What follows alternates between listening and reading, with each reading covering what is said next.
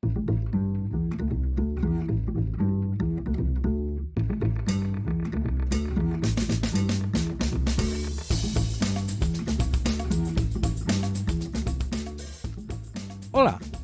bienvenida, bienvenido a Contratación Pública, el podcast, la radio del contratista, donde se habla de todo lo relacionado con vender al sector público. Te habla Luis Gracia, consultor y director de escuelacp.com, la escuela de la contratación pública. En esta entrega, programa 7, daremos respuesta a una duda, a una consulta que me han hecho esta semana, pero que es una consulta habitual. ¿Puedo vender a la administración pública si tengo poca experiencia? ¿Si hace solo un año que me he establecido? Vamos allá.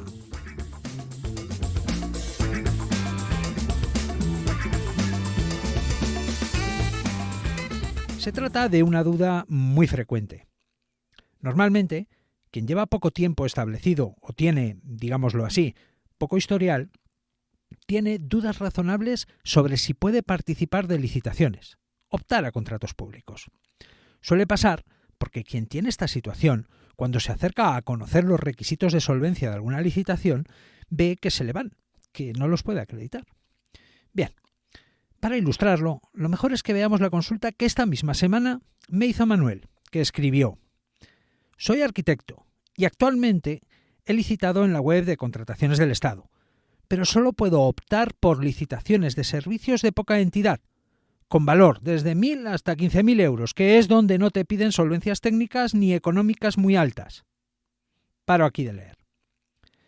Manuel comenta en su correo que solo puede optar a licitaciones de servicios, de poca entidad, con valor desde 1.000 hasta 15.000 euros, que es donde no te piden solvencias técnicas ni económicas muy altas.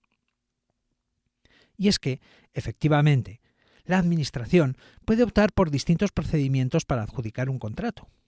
Hay dos de ellos que no exigen que el licitador, la empresa, el profesional, acredite su solvencia económica y técnica. Hablemos de ellos. El primero es el contrato menor.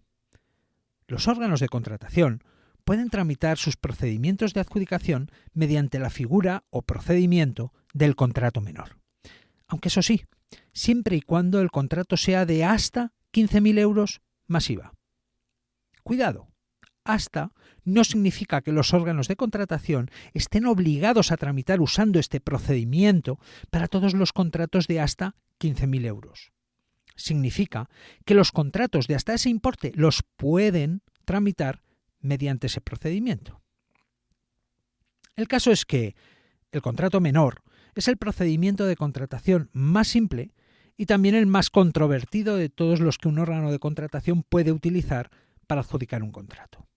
El contrato menor merece un programa o quizá dos que ya estoy preparando. Bueno, pero la cuestión es que Manuel seguramente habla de este límite de hasta 15.000 euros porque se esté encontrando con contratos menores, y una de las particularidades del contrato menor es que no hace falta acreditar experiencia, solvencia técnica, ni facturación, solvencia económica, para que te puedan adjudicar un contrato menor. O sea que lo bueno del contrato menor es que te piden pocas explicaciones. Lo malo es que los contratos son pequeños, de solo hasta 15.000 euros. Y Manuel pues quiere más, porque ha visto que hay más. Y bueno, pues sí, hay otro procedimiento de adjudicación que pueden utilizar los órganos de contratación para adjudicar sus contratos, que no obliga a que la empresa o el profesional tengan que acreditar su solvencia económica o técnica. Se trata del procedimiento abierto simplificado en su versión, conocida coloquialmente como simplificado abreviado, simplificado sumario o supersimplificado. ¿Qué tiene de interesante y de distinto respecto del contrato menor el procedimiento abierto simplificado en su versión conocida como simplificado abreviado, simplificado sumario o supersimplificado?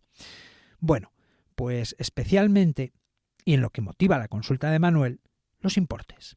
El procedimiento abierto simplificado abreviado se puede usar para adjudicar contratos de servicios que vayan desde 1 euro hasta 35.000 euros. Bien, ya hemos subido un poco el listón hemos pasado de 15 a 35.000 euros más IVA por contrato sin la necesidad de acreditar solvencias. Porque Manuel vende servicios. Y si el órgano de contratación opta por usar este procedimiento para adjudicar un contrato, no tendrá que acreditar una experiencia o facturación determinados. No se lo van a pedir. Pero Manuel es arquitecto. Y aunque vende servicios, los servicios de arquitectura, así como los de ingeniería, consultoría y también los de urbanismo, son, a efectos de contratación pública, según la Ley de Contratos del Sector Público, prestaciones de carácter intelectual. Y para esas prestaciones de carácter intelectual no se puede aplicar el procedimiento abierto conocido coloquialmente como simplificado abreviado, simplificado sumario o supersimplificado. Para cualquier otro tipo de servicio sí que se puede aplicar ese procedimiento de adjudicación. Pero como Manuel vende servicios de arquitectura, los órganos de contratación no pueden utilizar este procedimiento de adjudicación. Y de contratos del sector público, Manuel sigue limitado a los contratos menores, los de hasta 15.000 euros más IVA, para vender sus servicios a la Administración, ya que solo en esos contratos no es necesario acreditar solvencia económica o solvencia técnica para resultar adjudicatario. Tranquilo, Manuel, no acaba aquí la cosa. Hay otras posibilidades. Sigo leyendo la consulta de Manuel. Actualmente, la obra más grande que he hecho es para un promotor privado con un volumen de 150.000 euros. Y la facturación anual de 2019 es de alrededor de 20.000 euros. Francamente, no sé si con este perfil puedo tener hueco en algún contrato para la Administración. No, esto nos cuenta Manuel. Y Manuel, una cosa te voy a decir. Tienes madera de contratista. Luego te cuento por qué. Vamos por partes. Manuel nos cuenta que facturó 20.000 euros en 2019. No sabemos si en 2018 o en 2017 tuvo una facturación mayor o si es que Manuel se estableció, empezó su actividad en el año 2019, lo que parece que es lo más probable. En cualquier caso, con los datos que tenemos, a priori, Manuel no va a poder optar a ejecutar contratos de servicios que supongan facturar a la Administración un importe superior a entre 15 y 20.000 euros por contrato. O sea que de momento parece que estamos en las mismas. Normalmente, en los contratos de servicios, la acreditación de los requisitos de solvencia económica de una empresa o un profesional se basa en la cifra de facturación del mejor de los 3 últimos años. Y las cifras de facturación, pues son las que son. Pero Manuel es arquitecto, recordemos. Y resulta que, precisamente, en los contratos que tienen por objeto prestaciones de carácter intelectual, servicios de arquitectura, ingeniería, consultoría y urbanismo, la forma habitual de acreditar la solvencia económica es mediante un seguro de responsabilidad civil, no mediante la cifra de facturación. Paremos aquí un momento. ¿Qué sentido tiene esto? ¿Por qué facturación o un seguro de responsabilidad civil? Más aún, ¿para qué le sirve a la Administración tu solvencia económica? Bien, la Administración necesita que acredites tu solvencia económica, sobre todo para reclamarte. Claro, para asegurarse de que puedes responder por las penalizaciones o indemnizaciones que por un incumplimiento del contrato o por un cumplimiento defectuoso del contrato se te puedan exigir. Los daños y perjuicios de toda la vida. O dicho de otra forma, a efectos de contratación pública, la Administración mide tu capacidad de hacer frente a las posibles penalizaciones o indemnizaciones en base a tu facturación. Se podría entender que tu facturación es el equivalente a tu músculo financiero, por lo que no solo mide tu capacidad para hacer frente a sanciones, sino que también da una idea de tu capacidad financiera para asumir los compromisos que la ejecución del contrato conlleva. Esto de que se mida en base a la facturación, pues te puede parecer mejor o peor, ¿vale? El caso es que el legislador pues, lo ha previsto así, y por lo menos hoy sobre esto no vamos a opinar, ¿vale? Y entonces, ¿por qué el seguro de responsabilidad civil? Bien, sencillo. ¿Qué pasa si un arquitecto o un ingeniero se equivocan? El roto que puede llegar a hacer un arquitecto o un ingeniero por equivocarse en, por ejemplo, el cálculo de una estructura, puede suponer un quebranto económico que el profesional en cuestión no pagaría ni en 2 vidas. En un caso así, ¿qué más da lo que facture un arquitecto?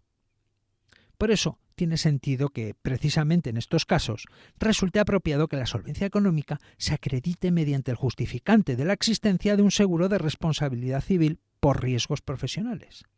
Así que, Manuel, de momento parece que tenemos esto salvado. Echa un vistazo a tu seguro y tenlo a mano, porque lo normal va a ser que la solvencia económica la puedas acreditar mediante tu seguro de responsabilidad civil.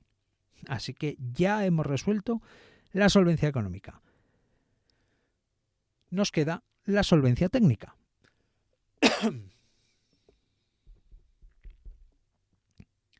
Normalmente, en los contratos de servicios, la forma de acreditar la solvencia técnica es la experiencia. El hecho de haber prestado servicios iguales o similares a los que la administración está licitando, está contratando en cada caso. Hasta ahí normal. Aunque, ya vemos, la famosa pescadilla que se muerde la cola. Si no hago, nunca podré hacer. Y es que, efectivamente, Manuel está capacitado y tiene las condiciones para prestar esos servicios. Solo le falta poder acreditar esa experiencia que le piden. Bien. Una de las cosas que distingue a un contratista es que nunca da nada por perdido. Nunca. Por eso decía antes que Manuel tiene madera de contratista. Veía que no podía, pero aún así me escribió, no lo dio por perdido. Y yo tampoco doy nunca nada por perdido. Entonces, ¿qué pasa con los que no tienen experiencia? ¿No pueden vender a la administración? Pues sí, sí pueden. Porque la ley de contratos del sector público establece que en los contratos de servicios de menos de 214.000 euros, si quien contrata es un ayuntamiento o una comunidad autónoma, cuando el contratista o profesional sea una empresa de nueva creación, y por nueva creación se entiende que es quien haya iniciado su actividad en los últimos 5 años, la solvencia técnica se tendrá que poder acreditar por medios distintos a la experiencia. Dicho de otra forma, si hace menos de 5 años que te has establecido o iniciado tu actividad profesional, no tienes por qué tener experiencia para acreditar tu solvencia técnica. Tienes derecho a acreditar tu solvencia técnica mediante, por ejemplo, estar en posesión del título de arquitecto y estar colegiado. Y, por lo que hemos deducido, parece que Manuel hace menos de 5 años que se ha establecido. Con lo cual, la ley le permite acreditar su solvencia técnica por medios distintos a la experiencia. La pescadilla está en el horno. ¿Pero qué es lo que pasa? Pues que en muchos casos los órganos de contratación no detallan en el pliego de cláusulas administrativas los medios alternativos mediante los cuales podrán acreditar la solvencia técnica a las empresas o profesionales que hayan iniciado su actividad en los últimos 5 años. ¿Y qué hacer en ese caso? Pues muy sencillo, hacer una consulta al órgano de contratación al respecto. Hacerla a través de los medios habilitados para tal fin en la plataforma de contratación del sector público. En el curso para usar y aprovechar la plataforma de contratación del Estado de Escuela CP se explica cómo. Hacer la consulta y esperar a que nos digan qué otros medios han previsto para acreditar la solvencia en este caso. Tienen que hacerlo. Y tienen que contestarte. La ley de contratos del sector público lo establece así y les obliga a hacerlo. Así que, acreditación de la solvencia técnica resuelta. Pero veamos más posibilidades. Otra forma que podría utilizar Manuel para acreditar la solvencia económica y técnica es pedirle a alguien que se la preste. Sí, como lo oyes. La solvencia se puede prestar. Lo prevé la ley de contratos del sector público. Fíjate, te pueden prestar una cifra de facturación para que puedas acreditar la solvencia económica. Y te pueden prestar una experiencia para que puedas acreditar solvencia técnica. Aunque, pues no es tan fácil. Se puede hacer. Lo he hecho, pero tiene lo suyo. Del lado del órgano de contratación puede haber límites y condicionantes a ese préstamo de solvencia. Ya te adelanto que no son cuestiones que no se puedan salvar, aunque el asunto pues tiene su cosa, tiene tela, un poquito. La cuestión, el problema, si tú quieres, viene por quien te tiene que prestar la solvencia. Hay veces que puede costar mucho que esa persona o esa empresa quiera entender lo que le estás pidiendo, lo que tiene que hacer y las posibles, en muchos casos nulas, implicaciones y responsabilidades que asume por prestarte a ti su solvencia, su experiencia.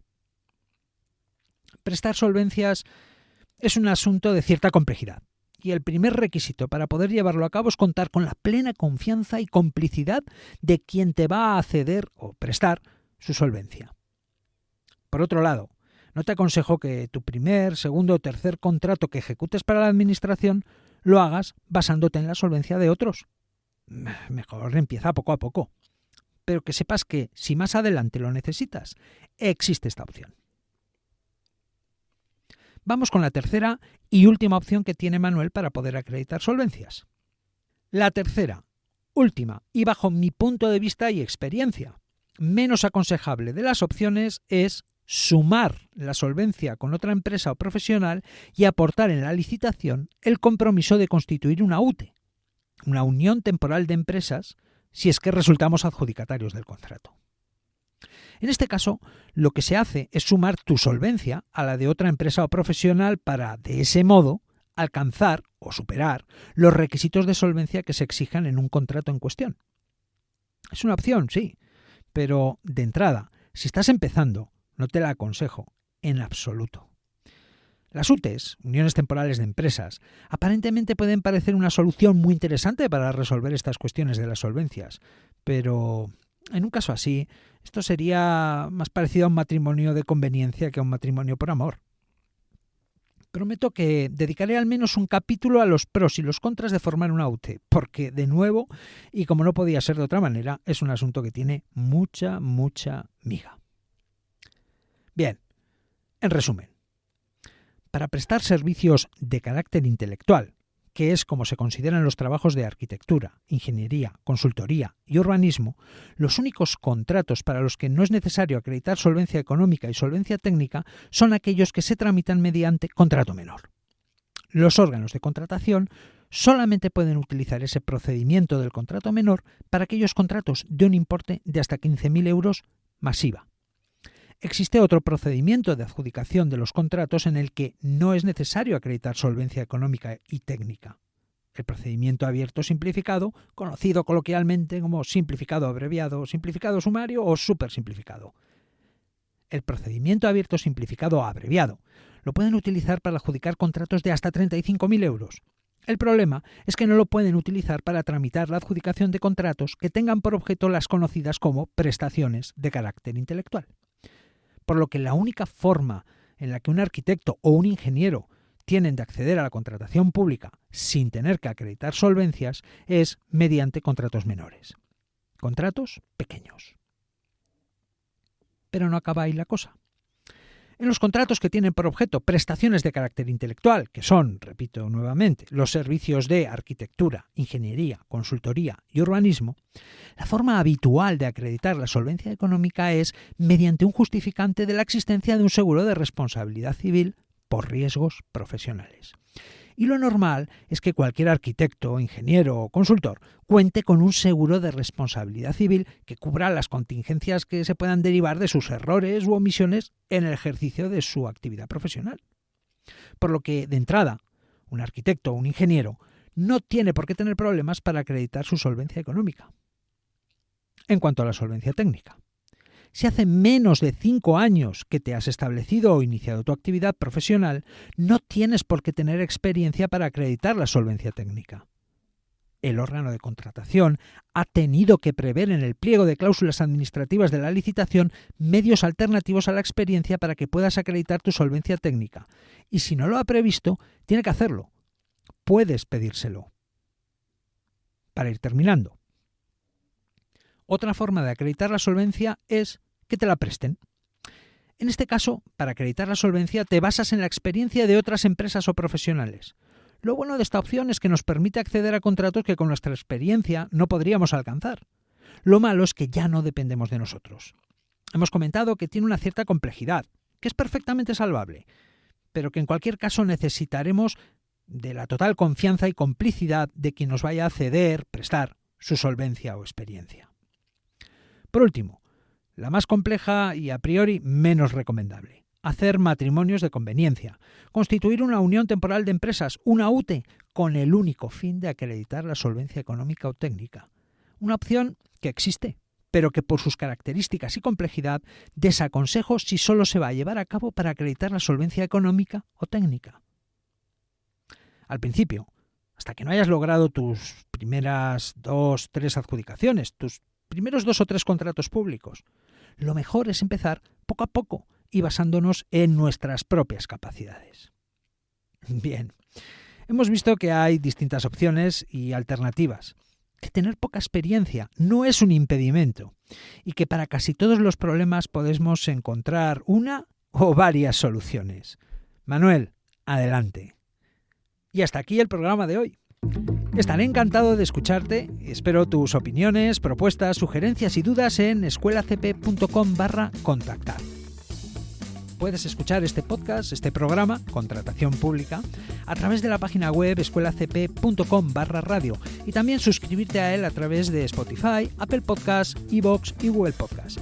Muchas gracias por estar al otro lado, por tus comentarios y valoraciones. Nos escuchamos dentro de una semana.